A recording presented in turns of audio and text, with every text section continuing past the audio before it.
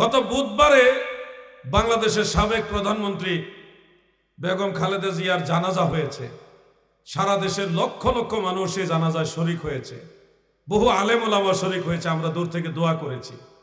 দেশ পরিচালনায় মানুষটার অবদান আছে, চেষ্টা করছে, ভুল ত্রুটি সবারই কম বেশি আছে, আল্লাহ তাকে মাফ করুক। এই জানাজার নামাজটা কত আনন্দের সাথে মানুষ করছে, দোয়া করে। মানুষ যারা ওনার অনুসারী ফলোয়ার্স, রাজনৈতিক ফলোয়ার্স, তারা অত্যন্ত ধর্মীয় আবেগের সাথে জানাজাটা সম্পাদন করছে। হঠাৎ করে একটা মহল থেকে একটা পোস্ট দেওয়া হইল যে জানাজার নামাজে সূরা ফাতিহা পড়ছে না, এর লাগে নামাজ হইছে না। আচ্ছা, জীবনে কোনোদিন শুনছেন জানাজার নামাজে সূরা ফাতিহা পড়ন লাগে? কথা কোন শুনছেন আপনারা কোনোদিন? হেতে মশলা লই আইছে, বুখারী শরীফ আছে অত নম্বর হাদিস, তিরমিজি শরীফ আছে অত নম্বর হাদিস। হ্যাঁ, বেগম জিয়ার জানাজার মধ্যে বাইতুল মুকাররমের খতিব সাহেব সূরা ফাতিহা পড়ছে না, এটা একটা মানে নামাজ হয়েছে না, এটা জাতির সাথে একটা ধোঁকা দেওয়া হইলো, এর মতো করে একটা পোস্ট দিয়ে দিয়েছে। আচ্ছা, আপনাদের কাছে আমি একটা বিষয় বলা দরকার, কারণ না বললে আমাদের যুব সমাজ বিভ্রান্ত হয়ে যাবে। তারা মনে করবো হয়তো এটা বুখারী শরীফের কথা কইছে, তো মনে করবো এটাই ঠিক, আমরা মনে হয় 2 নম্বরই করতেছি। প্রিয় ভাই আমার, বন্ধুরা আমার, প্রথম কথা হলো বাইতুল মুকাররমের সম্মানিত খতিব সাহেব, কওমি অঙ্গনের ভালো একজন আলেম, তিনি মুহাক্কিক আলেম আব্দুল মালিক সাহেব, তিনি জানাজা পড়াইছে 4 তাকবীরে। এটা হানাফি মাযহাবের মাসআলা, এটা সহিহ হাদিস ভিত্তিক মাসআলা, এটা সঠিক হয়েছে। জানাজা 100% বিশুদ্ধ হয়েছে, সঠিক হয়েছে। এটা হলো প্রথম কথা। আর দ্বিতীয় কথা হলো জানাজার মধ্যে সূরা ফাতিহা পড়তেই হবে, নাইলে নামাজ হবে না। এই ধরনের আজগবি কথা কোনো জাল হাদিসেও নাই। একটা হলো কিতাবুল আন্দাজের মধ্যে আছে, বুখারী শরীফ এবং তিরমিজি শরীফের মধ্যে হযরত ইবনে আব্বাস রাদিয়াল্লাহু আনহুমা থেকে একটা রওয়ায়াত আছে। সেই রওয়ায়াতের মধ্যে বলা হয়েছে জানাজার নামাজে সূরা ফাতিহা পড়া মিনাস সুন্নাহ, সুন্নাহর অন্তর্ভুক্ত। এটা না পড়লে জানাজা হবে না এই কথা নাই।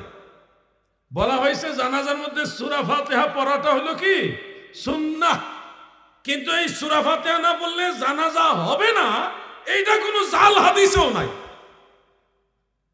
এরপরে তিরমিজি শরীফে এই কথাটা আরো একটু সুন্দর করে লিখছে, মিনাস সুন্নাতি আও মিন তামামিস সুন্নাহ। এটা সরাসরি সুন্নাহ অথবা সুন্নাহ এর পরিপূর্ণতা, সুন্নাহর পরিপূর্ণতা, পরিপূর্ণ সুন্নত একটা হওয়ার জন্য এটা সহযোগী, এরকম। তাহলে এখানে একটা ইখতিলাফ, তার মানে এটা জানাজার জরুরি অংশ না, ফরজ না। জানাজার এমন অংশ না যেটা ছাড়া জানাজা হবেই না, এরকম বিষয় না।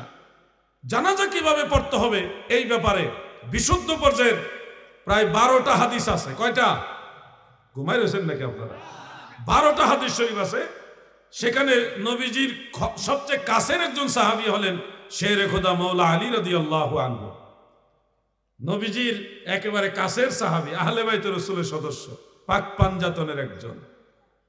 তিনি খোলাফায়ে রাশিদিনের সদস্য। তিনি এই রওয়ায়াতটা বর্ণনা করেছেন, ইন্নাহু কানা ইয়াবদাউ বিহামদিল্লাহি তাআলা সুম্মা ইউসাল্লি আলান নবী সাল্লাল্লাহু আলাইহি ওয়াসাল্লাম সুম্মা ইয়াকুল আল্লাহুম্মা গফিরলি আহইয়াইনা ইলা আখিরিল হাদিস। অর্থাৎ হযরতে শেরে খোদা মাওলা আলী রাদিয়াল্লাহু আনহু রওয়ায়াত বর্ণনা করেন, জানাজার নামাজের প্রথম তাকবীরের পরে আল্লাহর প্রশংসা হবে। কার প্রশংসা?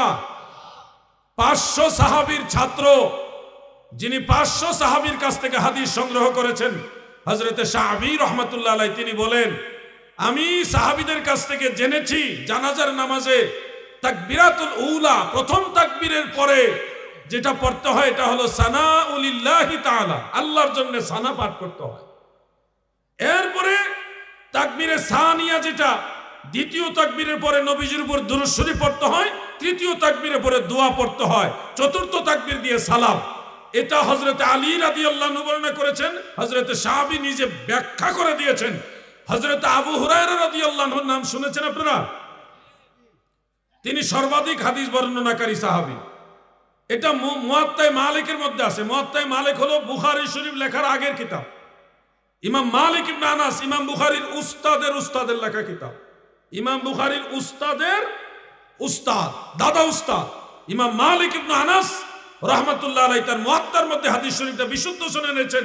হযরত আবু হুরায়রা আল্লাহর নামে কসম করে বলতেছেন, আল্লাহর কসম, যখন মাইয়িতের লাশ খাটিয়ার মধ্যে রাখা হয় তখন আমি কাব্বারতু, তাকবীর বলি, ওয়া হামিদুল্লাহ, আল্লাহর প্রশংসা করি, সানা পাঠ করি, এরপরে দ্বিতীয় তাকবীর বলি, তারপরে নবীজির উপরে দুরূদ শরীফ পাঠ করি, তারপরে তৃতীয় তাকবীর বলি, তারপরে মাইয়িতের জন্য দোয়া করি, চতুর্থ তাকবীর দিয়ে সালাম দেই।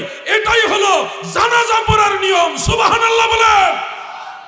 12 জন সাহাবী থেকে জানাজার নামাজের বিশুদ্ধ সনদের হাদিস রয়েছে, গ্রহণযোগ্য হাদিস রয়েছে।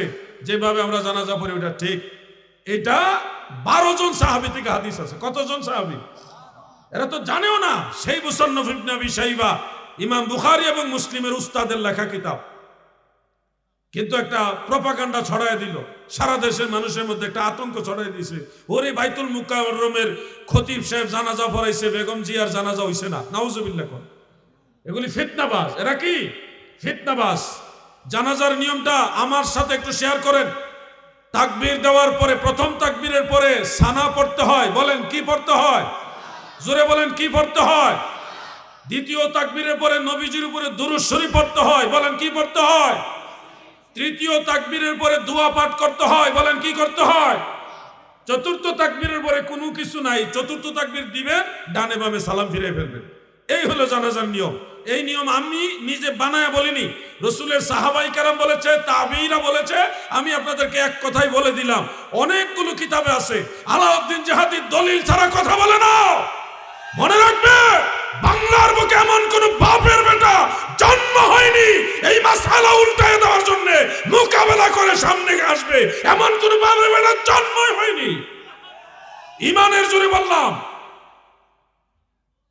জানাজার নামাজের নিয়ম পাল্টানোর কোনো সিস্টেম নাই। বলবেন যে তো ওই হাদিসে যা আছে সূরা ফাতিহা পড়া সুন্নাহ, এটার মাসালা দিয়েছেন হানাফি বড় বড় মুস্তাহিদরা।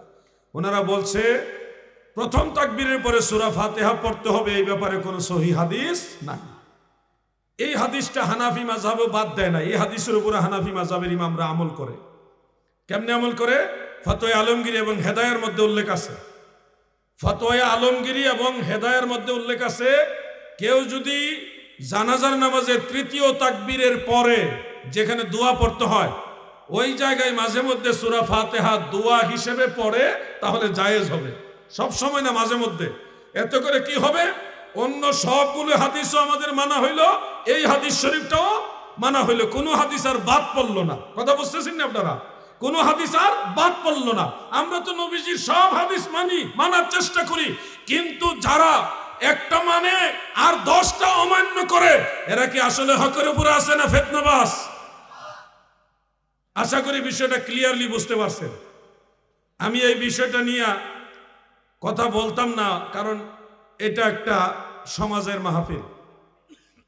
সমাজের ভিতরে জানাজার নামাজ পড়ে কিনা? কি ঘুমাই রয়েছেন না আপনারা? জানাজা পড়েন না আপনারা? তাহলে জানাজা সম্পর্কে আপনাদের একটা পিওর বিশুদ্ধ ধারণা রাখা দরকার আছে কিনা? জাতীয় পর্যায়ে একটা বিষয় আমাদের বক্তব্য হয়ে গেল, এই সমাজের মানুষগুলি একটা কোরআন হাদিস সহিহ হাদিসের আলোকে একটা সমাধান পেয়ে গেল। কোন ধরনের ফিতনা আমাদেরকে গ্রাস করতে পারবে না।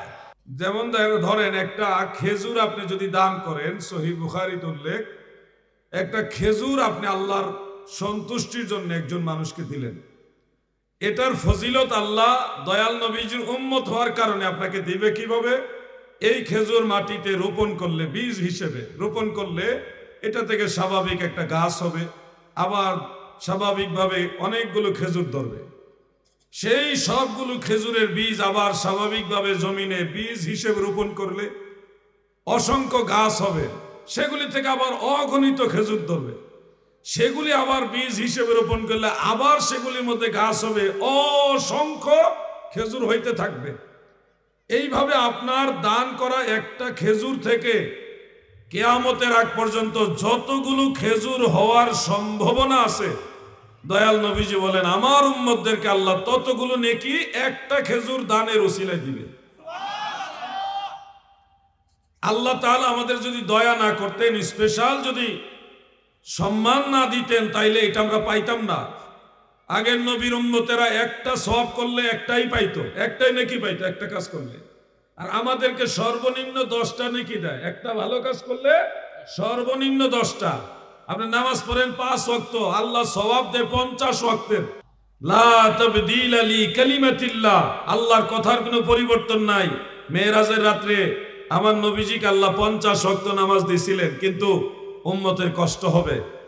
এই জন্য মুসা আলাইহিস সালামের পরামর্শে 9 বার আপ ডাউন করে আল্লাহ তাআলার কাছে দরখাস্ত পেশ করে 45 ওয়াক্ত নামাজ কমাইয়া মাত্র 5 ওয়াক্ত নামাজ নিয়ে যখন নবীজি আসে, তখন আল্লাহ বলছে আমি আল্লাহর কথার কোনো পরিবর্তন নাই। নবী গো,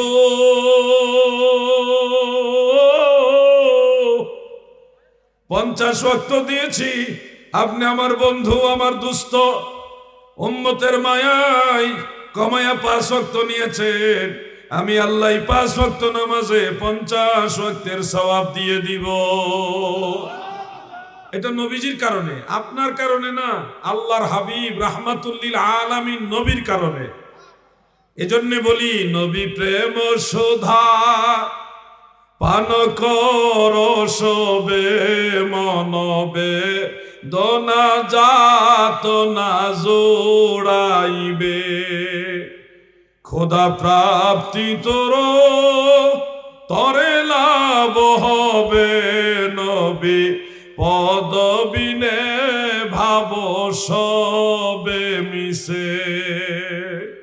আমার নবীজির সাথে যদি আপনার সম্পর্ক ভালো থাকে, আপনার টেনশনের কোনো কারণ নাই, চিন্তা আপনার করতে হবে না। কারণ আপনার চিন্তা আপনি করা লাগবে না, আপনার চিন্তা করবে মদিনাওয়ালা।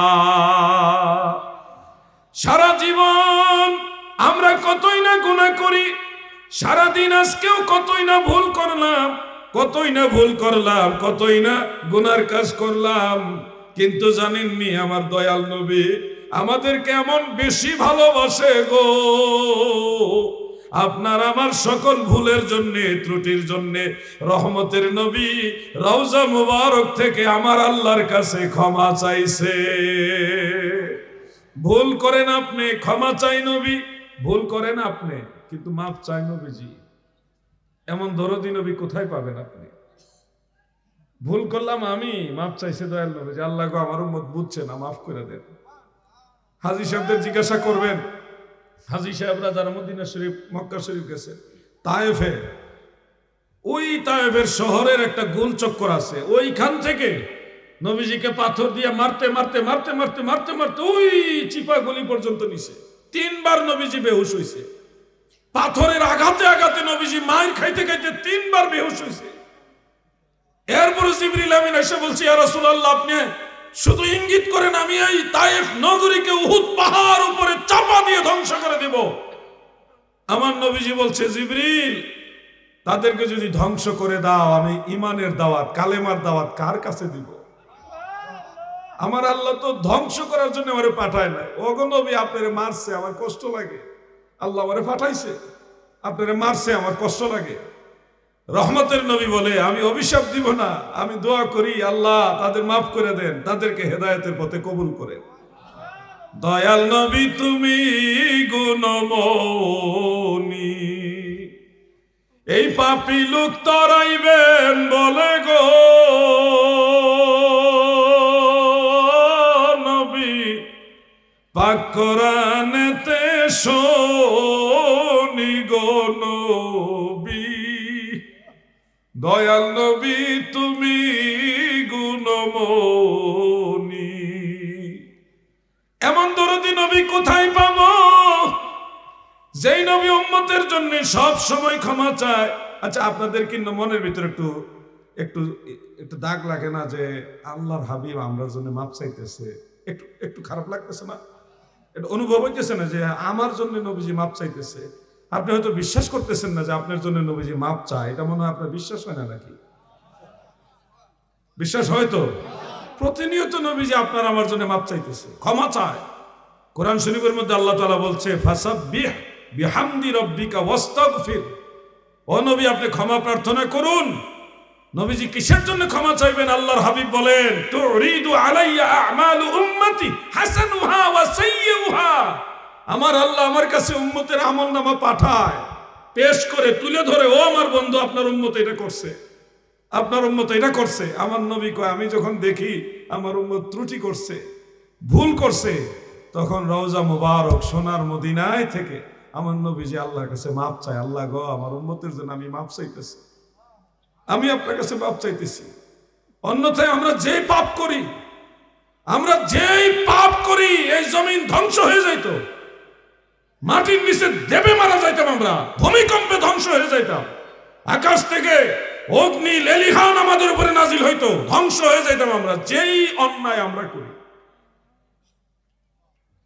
যে পাপ আমরা করি, আল্লাহ যদি এগুলি বিচার করে দুনিয়াতে, আমাদের উপায় নাই, আমাদের সব শেষ হয়ে যাবে। শুধু দয়াল নবীর উসিলা বাইসা রয়েছে।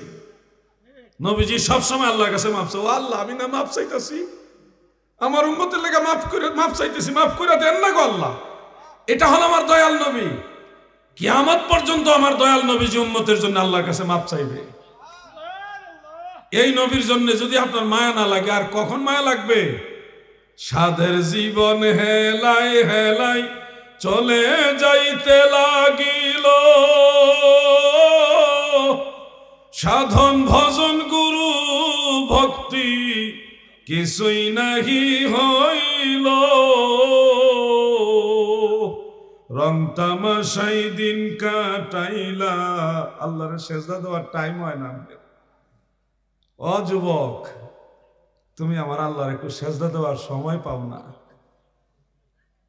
রং তামাশা করে সময় নষ্ট করতেছ। জানো যুবক ভাই, তুমি জানো তোমার মতো কত অসংখ্য অগণিত যুবক মাটির নিচে শুয়ে গেছে, একবার যারা কবরে ধরা খেয়ে গেছে, আর ফিরে আসতে পারে নাই ভাই।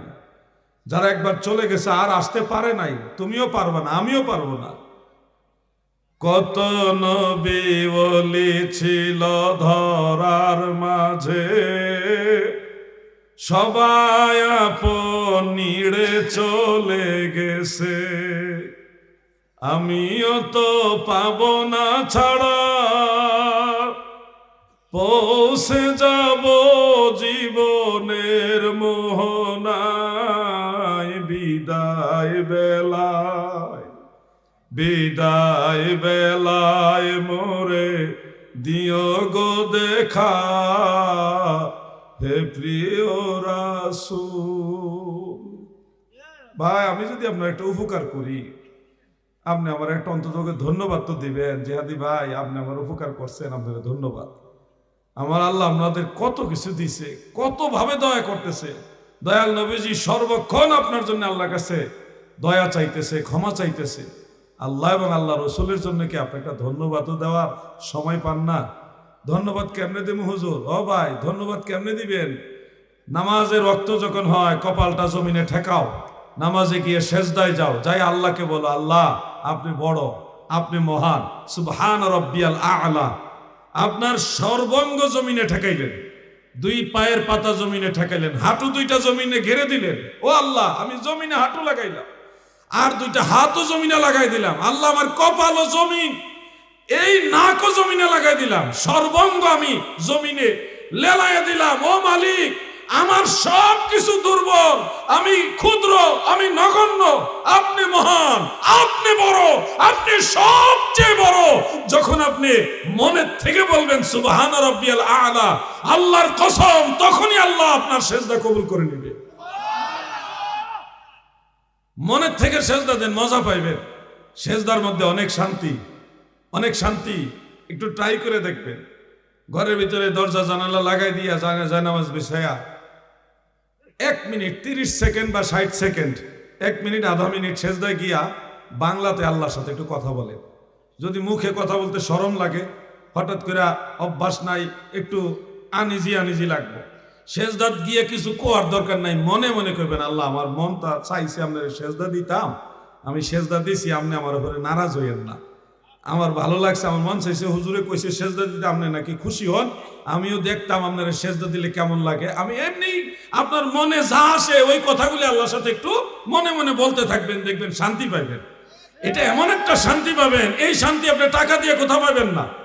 যখন আল্লাহর কাছে নেশার হয়ে যাবেন, যখন সেজদায় সর্বাঙ্গ জমিনে লুটিয়ে দিবেন, তখন দেখবেন দুনিয়ার পেরেশানি কমে গেছে, ঝামেলা কমে গেছে। ওই দুনিয়ার মামলা মুকদ্দমা, মারামারি, দ্বন্দ্ব, জমি জমা, ছেলে মেয়ে, আত্মীয় স্বজন নিয়ে এত হাহাকার, এত কিছু আপনার ব্রেইন পর্যন্ত আল্লাহ পৌঁছাবে না। আল্লাহ আপনার ব্রেইনটাকে রহমতের চাদর দিয়ে হেফাজত করে রাখবে। একটু ট্রাই করে দেখেন, চেষ্টা করেন। দুদিনের পরে যাহা যাবে চলে, সেই ঘি লটিও লটি পালটিলে, মিশে মোহ বসে জ্ঞান হারাইলে, নাহি বুঝে নিলে আক্ষেপের শেলো। আমার দাদু ভাইরা দিলের কান লাগায় কথাগুলো শুনে রাখেন। ওয়াজ নসিহত আর ওয়াজ মুসিবত দুই ধরনের ওয়াজ আছে। এক ধরনের ওয়াজ হলো ধর্ম মানুষকে শিক্ষা দেয়, ধর্ম মানুষের মাঝে চাঙ্গা করে রাখে তালিম দেওয়ার মাধ্যমে। আরেক ধরনের ওয়াজে মনের ভিতরে আনন্দ পাবেন, মনোরঞ্জন পাবেন, কিন্তু হেদায়েতের মূল জিনিস পাবেন না। আল্লাহর দোহাই লাগে ভাইরে, সময় বেশি নাই। সেই দিনের আলাউদ্দিন জেহাদি, ওই তো কয়দিন আগেও মাঠে দৌড়াদৌড়ি করছি, বন্ধু বান্ধবের সাথে চলছি, এখন দাড়ি পাইকে যাইতেছে, চুল পাইকে যাইতেছে। আমি নিজেকে নিয়ে ভাবি, আল্লাহ এত অল্প সময়, ভাবতেছি এবং ভাবি এটাও যে কখন যেন আজরাইল আসে, যে কোনো সময় আজরাইল চলে আসবে। আল্লাহ আমার তো কিছুই হইল না, আমি তো কিছুই করতে পারলাম না। সম্পদ আমাদের শেষ হচ্ছেই, কিন্তু সম্পদের মাঝেও যে আল্লাহর হাবিবের সাথে, আল্লাহ তাআলার সাথে সম্পর্ক করা যায়, ওই লিগেল নিয়মটা আমরা জানি না, লিগেল নিয়মটা ভুলে গেছি। আমাদের তো আল্লাহর সাথে সম্পর্ক করা দরকার। সেই সম্পর্ক, শুনুন দাদু, অনেক লোক আসবে আপনাকে মারেফতের দোহাই দিবে, কিন্তু আপনার আমল নষ্ট করে দিবে। খবরদার, নামাজের ভিতরে মারেফত আছে, নামাজের ভিতরে হাকিকতে সালাত আছে। আপনি যখন সেজদা দিবেন, খেয়াল করে দেখবেন, সেজদার ভিতরে একটা অক্ষরের সুরত আসে। আপনি যখন রুকু দিবেন তখন আরেকটা অক্ষরের সুরত আসে। যখন আপনি দাঁড়ায় থাকবেন তখন আরেকটা অক্ষরের সুরত। দাঁড়ায় থাকলে মানে আলিফ। যখন রুকু দিলেন, আপনার মাথা এইভাবে মাথা থেকে লম্বা করে গেল, কোমর থেকে ঘুরে এসে একটু নিচে নামছে পায়ের গোড়ালি পর্যন্ত, পায়ের পাতাটা হালকা একটু বাঁকা হয়েছে, পুরোপুরি একটা লামের সুরত আসছে। একটা লাম, আলিফের পরে আসলো লাম। সেজদা দেন, মাথা, এই মাথা, পিঠ, কোমর, ঘুইরা হাঁটু পর্যন্ত গুল হয়েছে, হয়ে আপনার পা দুইটা এইভাবে একটু লেজের মতো বের হয়েছে। এটা হলো মিম। আলিফ, লাম, মিম, তিনটা অক্ষরের সুরত আসে নামাজে, দাঁড়ানো, রুকু আর সেজদার ভিতরে। আপনি হাকিকত কোথায় খুঁজতেছেন? হাকিকত নামাজে। সেজদা যদি আরো গভীর ভাবে খেয়াল করেন, এই ধরেন মাথা, মাথাটা হইল মিম, গুল, এটা ধরেন মিম, তারপর পিঠে গিয়া কোমর হইয়া হাঁটু পর্যন্ত আইসা আবার পায়ের গোড়ালি কাছাকাছি, এইভাবে গিয়ে এইভাবে আসছে, এটা একটা হা, মিমের পরে হা, পায়ের গোড়ালিটা গুল, এটা যদি আবার একটা মিম ধরেন, পায়ের পাতাগুলি এইভাবে আঙ্গুল বাঁকা করে দাঁড়াইছেন, মিমের পরে যখন এইভাবে একটু হালকা বাঁকা ধরবেন, ওইটা আবার দালের সুরত হয়ে যায়। গভীরভাবে খেয়াল করে দেখবেন, পুরো নামাজের সেজদাটা নবীজির নাম মুবারক সেজদার ভিতরে পুরোপুরি ফুটে ওঠে। আপনি সেই আসল জিনিস বাদ দিয়ে কোন দিকে দৌড়াইতেছেন, কোন দিকে যাচ্ছেন? অবহেলা করে সময় নষ্ট করেন না। এই দিন দিন না, আরো দিন আছে। এই দিনে টেনে নিবে সেই দিনের কাছে। ও আলাউদ্দিন জেহাদি, তুমি চিরকাল দুনিয়াতে থাকবা না, তুমি চলে যাবা, তোমার পরে বহু মানুষ আসবে। এটা আমাকে বিশ্বাস করতে হবে, এটা আমাকে বিশ্বাস করতে হবে। আপনাদেরও বিশ্বাস করতে হবে কিনা? যুবক ভাইয়েরা আমার, ও কলিজার টুকরা যুবক, তোমাদেরকে বিশেষ করে অনুরোধ করে বলি, তোমাদের এই বয়সে যদি আল্লাহ এবং আল্লাহ রসুলের সাথে সম্পর্ক ভালো করতে পারো, তাহলে হাসর ময়দানে এই যুবকরা আমার আল্লাহর আরশের ছায়ার নিচে জায়গা পাবে। সব মানুষ, অন্যান্য সবাই থাকবে মাথার উপরে সূর্য, ভয়ঙ্কর তাপ। কিন্তু এই যুবকদেরকে যারা এই যৌবন কালটা মদিনাওয়ালার পক্ষে কাটাইছে, ইবাদত করেছে, নামাজে সেজদা দিয়ে আল্লাহর সাথে কথা বলছে, কারোর সাথে বেয়াদবি করে নাই, কারো হক নষ্ট করে নাই, যৌবন যারা আল্লাহ এবং আল্লাহ রসুলের পথে কাটায় তারা আল্লাহর আরশের নিচে ছায়া পাবে। কি যুবক ভাইরা, মহান আল্লাহর আরশের নিচে, আল্লাহর আরশের ছায়ার নিচে থাকতে চান না? জোরে বলেন, চান কি না? তাহলে আপনাদের কিছু কাজ করতে হবে, এমনি এমনি তো দিবে না ভাই। দেখেন, আমি মাঝে মধ্যে একটা কথা বলি, আজকে আপনাদের বলি। এখানে অনেক ধনী মানি লোক আছে যারা জাকাত দেয়। ধনীরা বছর ঘুরে গরিবদেরকে জাকাত দেয়। আমরা যারা গরিব আছি আমরা তো আর জাকাত দিতে পারি না। আমাদের জন্য দয়াল নবী সুন্দর একটা সুযোগ কইরা দিছে। আমার দয়াল নবী বলেন, উম্মতেরা গো, তোমরা যারা গরিব আছো তোমরা আমি নবীর উপরে দুরূদ পড়ো। একটা দুরূদ শরীফ নবীজি শিখায় বলে, এই দুরূদ যদি তোমরা পড়ো, ধনীরা জাকাত দিয়া যত নেকি পাইবে, তোমরা গরিবরা এই দুরূদ পইরা তত নেকি পাইবা। একটা দুরূদের এত মর্যাদা নবী বাড়াইছে। শিখতে চান সেই দুরূদ শরীফ? যুবক ভাইদের কি ইচ্ছা আছে শিখা? কত কিছু তো আপনারা পারেন। আল্লাহ পাক আপনাদের এই বয়সই তো শিখার বয়স। এই বয়সে যা শিখবেন সারা জীবন তা আমল করতে পারবেন। আমার সাথে বলুন, আল্লাহুম্মা সাল্লি আলা মুহাম্মাদ। পড়ছেননি সবাই? সবাই পড়েন, আপনাদেরই তো লাভ হবে। বলুন, আল্লাহুম্মা সাল্লি আলা মুহাম্মাদ আবদিকা ওয়া রাসূলিকা ওয়া সাল্লি আলাল মুমিনিনা ওয়াল মুমিনাত ওয়া সাল্লি আলাল মুমিনিনা ওয়াল মুমিনাত। একটু খেয়াল করেন, এই জায়গাটা পেশ লাগতেছে মনে আপনারা। ওয়া সাল্লি আলাল মুমিনিনা ওয়াল মুমিনাত ওয়াল মুসলিমিনা ওয়াল মুসলিমাত। আপনারা হয়তো ভাবতেছেন বড়, আসলে বড় না, সহজই। মুমিনিনা ওয়াল মুমিনাত, মুসলিমিনা ওয়াল মুসলিমাত, এটা তো পারবেনি। এটা তো এমন কোনো কঠিন জিনিস না।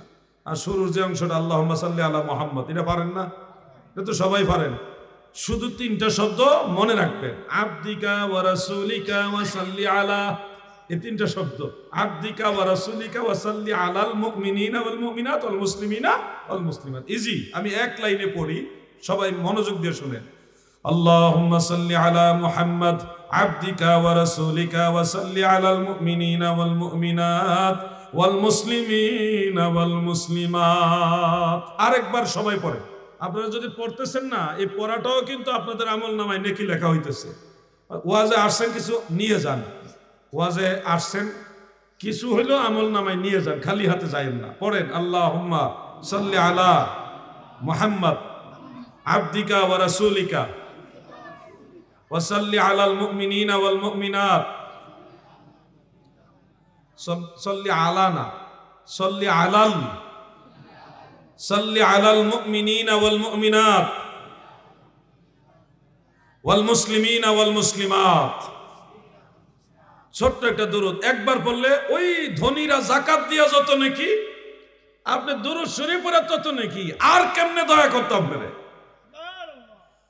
কয় সেকেন্ড লাগে একটা দুরূদ শরীফ পড়তে? আমি একবার পড়ি, শুনেন তো। আল্লাহুম্মা সাল্লি আলা মুহাম্মাদ আবদিকা ওয়া রাসূলিকা ওয়া সাল্লি আলাল মুমিনিনা ওয়াল মুমিনাত ওয়াল মুসলিমিনা ওয়াল মুসলিমাত। কয় সেকেন্ড হইছে? 10 সেকেন্ড হইছে নি? 10 সেকেন্ডের কম, অথচ কত নেকি।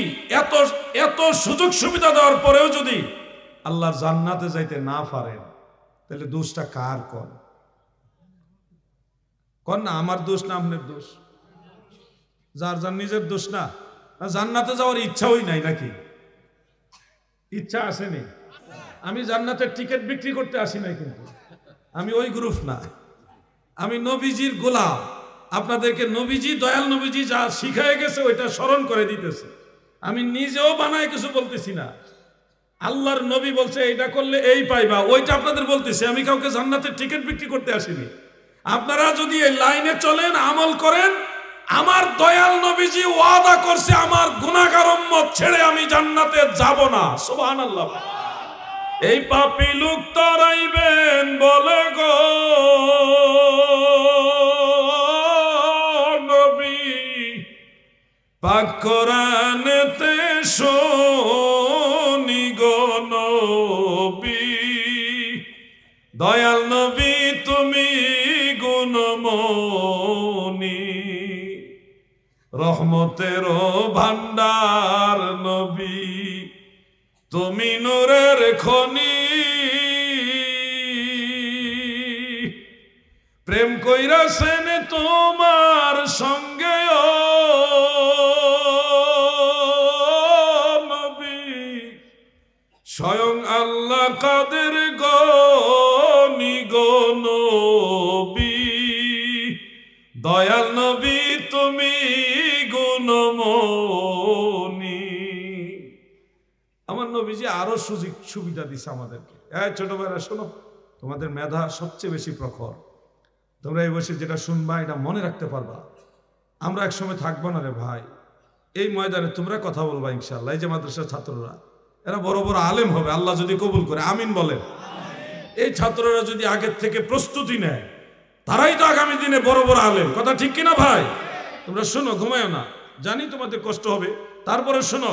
আল্লাহর হাবিব রহমাতুল্লিল আলামিন প্রিয় নবীজির হাদিস শরীফ, عن أبي الدرداء رضي الله تعالى عنه قال قال رسول الله صلى الله عليه وسلم من صلى علي حين يصبح عشرة وحين يمسي عشرة إلى آخر الحديث। আমার দয়াল নবী বলেন, উম্মতেরা গো, যারা সকাল বেলায় আমি নবীর উপরে 10 বার দুরূদ শরীফ পড়বে, সন্ধ্যা বেলায় যারা আমি রাসূলের উপরে 10 বার দুরূদ শরীফ পড়বে, ফজরের পরে 10 বার, সন্ধ্যায় মাগরিবের পরে 10 বার, এই 20 বার অন্তত পক্ষে দুরূদ শরীফ যারা পড়বে, আল্লাহর হাবিব বলেন হাসর ময়দানে তোমরা আমাকে খোঁজা লাগবে না গো, আমি রাসূল কোথায় আছি তালাশ করা লাগবে না, আমি নিজে তোমাদেরকে তালাশ করে বের করে আল্লাহর জান্নাতে নিয়ে যাব। আল্লাহর রাসূলের সাথে জান্নাতে যেতে চান কিনা? জোরে বলেন চান কিনা? যুবক ভাইরা বলেন চান কিনা? তাহলে কি করতে হবে? সকাল সন্ধ্যায় 10 বার 10 বার 20 বার দুরূদ শরীফ পড়তে হবে। কোন দুরূদ? যে কোনো দুরূদ। একটা দুরূদ তো পারেন, সাল্লাল্লাহু আলাইহি ওয়াসাল্লাম। পারেন না? পারোনি তোমরা? পড়েন তো, কয়েকবার পড়ে ফেলেন, সাল্লাল্লাহু আলাইহি ওয়াসাল্লাম, সাল্লাল্লাহু আলাইহি ওয়াসাল্লাম, সাল্লাল্লাহু আলাইহি ওয়াসাল্লাম। পড়েন।